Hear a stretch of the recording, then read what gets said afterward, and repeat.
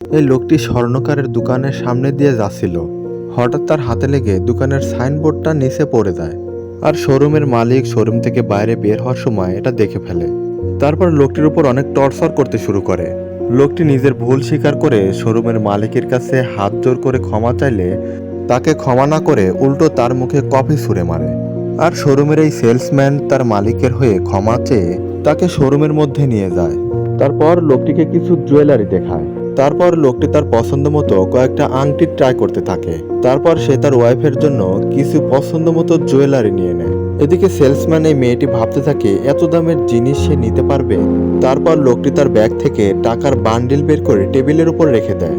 তারপর মেয়েটিকে বলে এই টাকা থেকে জুয়েলারির দাম রেখে বাকি টাকা আপনার টিপস হিসেবে রেখে দেন। আর মেয়েটিকে একটা গোল্ডের বালা গিফট করে বলে এটা আপনার জন্য। মেয়েটি তো ওনার কাজ দেখে একদম অবাক হয়ে যায়। ভিডিওটি দেখে আমরা বুঝতে পারলাম কারো পোশাক দেখে বিবেচনা করা উচিত নয়। পোশাকে নয়, ব্যবহারে বংশের পরিচয়।